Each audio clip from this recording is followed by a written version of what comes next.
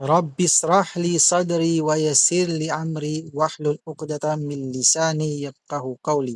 Subhanaka la ilma lana illa ma 'allamtana innaka antal alimul hakim. Ito ha, Mm. ito ipapakilala ko muna sa iyo ang tinatawag na vowel. Ito yung tinatawag na vowel, itong A na ito, vowel na A. Ito yung vowel na E ay ito siya. Ito naman yung vowel na U, itong ganito. Merong dalawa pero hindi na Uy. kailangan ipakita sa iyo. Mm. Bali ito. Ito yung magtuturo sa iyo kung paano mo basahin ang letra. Itong sign lang na ganito. Sign lang na ganyan.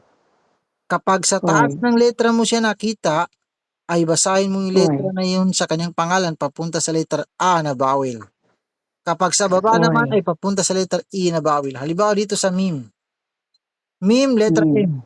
Kapag dito sa taas nalalagay ang ganyan na vowel, ay magsisimula ka sa letter M. Kung basahin mo, papunta sa letter A na vowel. Bali, ma. Ma. Kapag dito naman sa baba, ay papunta sa letter Sa E. Bali, baba. mi.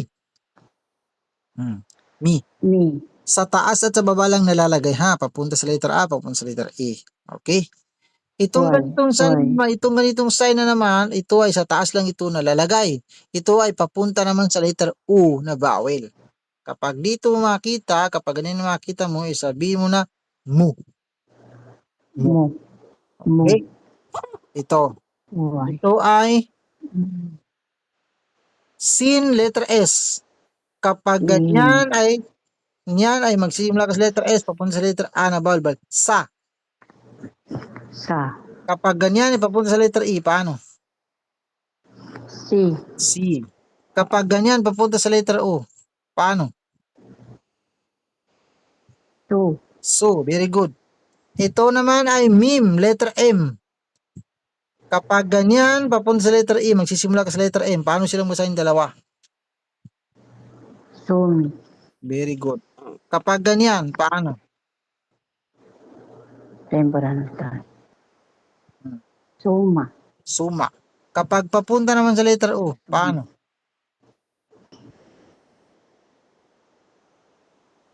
Sumo. Ustad. Sumo. Very good.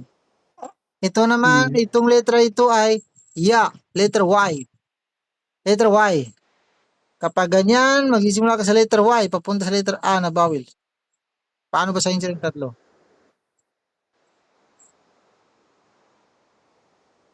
Ito ay sumo. Ito ay ya, letter Y.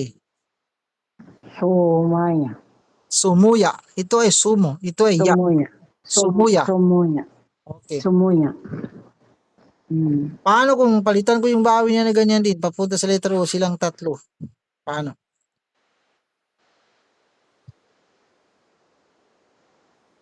Papunta sa letter O silang Sumuyo. sumuyo. Very good. Sumuyo. Okay. Sumuyo. Ustad. Sumuyo. Sumuyo. Paano kung ganyan? Ganyan, paano?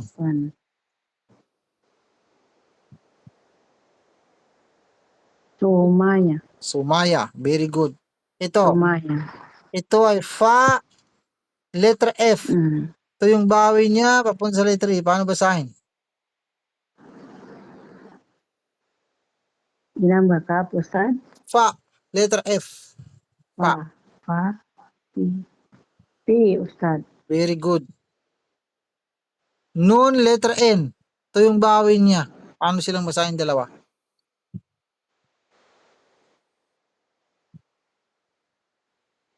Nun ito, letter N. Kita. Ay. Fi, ito eh, fi. Ito ay nun na letter N. Papunta sa letter A yung bawi na kasi sa taas. Pita, Ustad. Hindi. Pita. Kapag ito ay ta, mabasa mo ito na fita. Pero hindi man ito ta, ito ay nun. Letter N. Letter Pina. N. Fina. Very good. Pina. Fina. Pina, Ustad. Yes, very good. Ito ay, na-remember ko to yung biskuit na fita. Parang biskuit yung pita na pita. Ito ay sin. Sin, letter S. Letter S. Ito yung bawi niya papunta sa letter A. Paano basahin silang tatlo? Pinitasa. Hindi. Hindi ito ta. Ito ay nun. Nun. Pina. Pina. Pinasa. Pinasa. Pinasa. Okay, very good. Pinasa. Pinasa. Ito ay Ya, letter Y. Ito yung bawi niya. Paano silang basahin? Lahat. Pinasaya, Ustad. Very good. Pinasaya. Pinasaya. Pinasaya. Pinasaya. Paano kung Pinasaya. pinasaya? Paano kung ganyan yung bawi niya? Kung ganyan. Paano? Pinasuyo. Pinasuyo. Okay. Tandaan mo yan. Pinasuyo. I-train kita. Mm. I-train kita ng paglalagay ng bawi para masanay ka. Sige, train kita. Why? Ito ay ang alif ay kapag ganyan ay a, kung basahin, kapag ganyan ay i, kapag ganyan ay I. u. Ganun din ang hamza, O. kapag ganyan ay i, kapag ganyan ay I. a, kapag ganyan ay u. A. Okay. O. Dagdagan natin yung letra. Dito ka pipili ng letra. Ito ay ha, letra H, nun, letter N, ta, letter T, ba, letter B, ya. Ito ay lam, letter L, mim, letter M, wow, W, kaf, letter K, ra, O. letter Letter K. R, Letter R. dal, letter D, sin, letter S. Okay. Hmm. Delete natin ito kasi dito ka pipili ng bawi na gagamitin mo. Itong papunta sa letter A or papunta sa letter E o di kaya ay itong papunta sa letter U ay dalawa lang palang pagpipilian mo. Hindi pa naituro sa iyo yung sukun. Diyan ka lang pipili. Number 1 or number 2. O dito ka lang pipili ha. Ang isulat natin ay Hmm. salitang avocado. Kunin natin itong alif. Lagay natin dito. Why? Next, ba, ito yung letter B. Lagay natin dito. Next, kaf, letter K, yun. Yan din dyan. Pwede rin ganyan na kaf ang gamitin mo. Avocado, ito ay dal, letter D. Yun. Ikaw ang maglagay ng bawi. Turuan mo kung lagyan natin ng bawi na mababasa natin ha. Avocado. Sige. Saan sa dalawa ang gamitin natin? Why? Sige, ituro mo. Saan dito ang gamitin natin? Number 1 or number 2? Paano natin lagyan ng bawi ito na mabasa natin na Saan dito ang gamitin natin sa dalawa?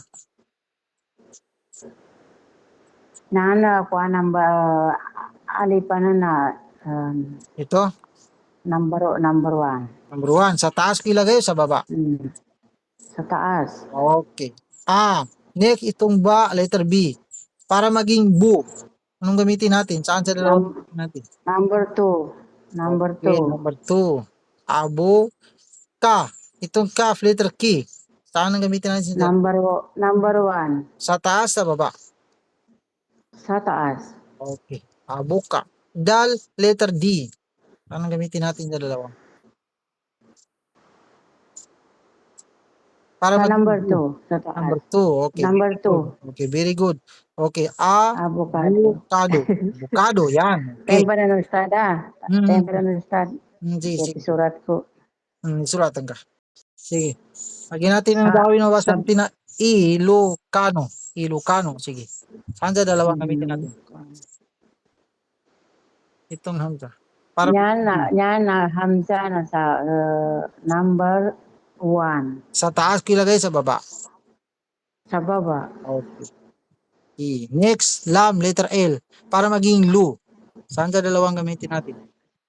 Number 2 sa baba sa taas. Number 2. Ilo. Kaf, letter K. Para maging ka. Saan sa dalawang gamitin natin? Number 1 sa taas. Okay.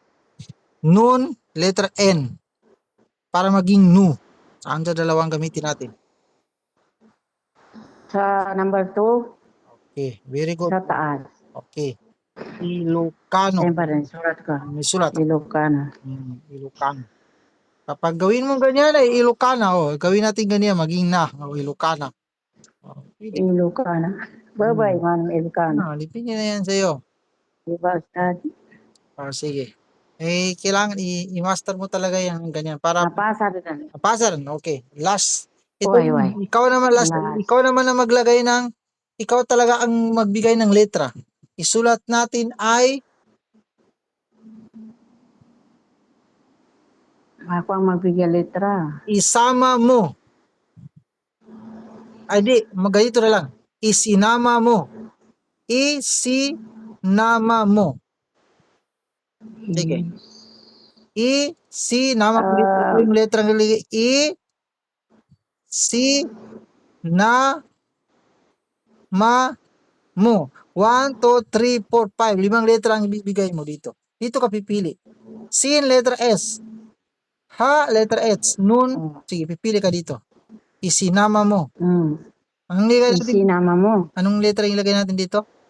Sa first? Alif. Alif. Very good. Anong bawi na gamitin natin para maging I? Saan sa dalawa? Sa number 1, sa baba mo ilagay. Okay. Next. C. Easy. Ano? Gamitin natin letra dito? Saan? Sa mga dito? Easy. Ito ay E. Para maging C, dagdag natin C. Saan sa mga letrang ito ang gamitin natin? Turo mo. Sabihin mo pa ng letra. Sa sin. Sin. Very good. Sin. Lagyan natin ng vowel para maging C. Saan? Sa dalawa ang gamitin natin na vowel? Sa number 1, sa baba. Okay. Sa baba. Next. Isina. Anong next na letra gamitin natin? Isina. Nun. Nun. Very good. Saan lagyan natin ng vowel na mabasa natin na na? Saan sa dalawa ang gamitin natin? Number 1, sa taas. Okay. Number 1 sa taas. Next, isinama. Anong gamitin natin letra dito? Para maging ma. Letter mim. Mim. Very good. Mim. Anong gamitin natin na vowel? Isinama. Number 1, sa taas. Isinama. Next, last. Isinama mo. Isinama mo. Ganun pa rin, letter M. Mim pa rin. Okay. Ang gamitin natin ng vowel? Sa number 2, sa taas. Okay, very good. Okay, pwede yan mabasa na isinama mo. Okay, Isinama mo. Hindi ka pa nag-study kay surat ko. Isulat mo rin ang sulat ko ng pinakatay para makita mo kung paano isulat ng pinakatay. Para masanay ka. Hindi ka rin masanay. Ganito yung sulat natin. Transfer ko manin niya. Alif. Sin. Nun. Mim. Pwedeng gawing dalawang mim.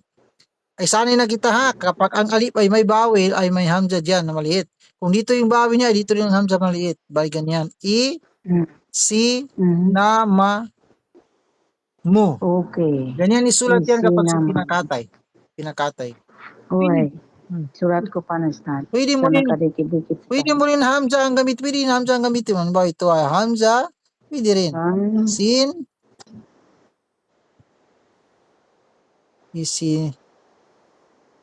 isinama mo. Pwede rin ganyan. Pwede rin ganyan. Hamza. Kapag sa Quran, kapag sa salita. Isinama mo. Sa salita ng, hindi salita ng Arabic, hindi salita sa Quran, halimbawa mga salita ng Tagalog lang, kahit anong spelling na gusto mo, ang importante ay mabasa ng nagbabasa at naintindihan niya, ay walang problema. Kahit palipat-lipat ka ng, paiba-iba ka ng spelling. kahit hindi ka pa maglagay ng vowel, hindi ko na sinipalit ang meme. Ay, bahala na tayo sa spelling ng Uy, meme. uy. Hindi naman yung salita ng Quran. Sige, Mm. tapos na rin. Pwede na, dagdagan natin yung turo ko sa'yo. Sa suko na tayo. Uy. Sige, sa suko naman. Ito naman yung tuturo ko sa'yo, pre. 9. Ito naman yung Oras. tuturo ko sa'yo.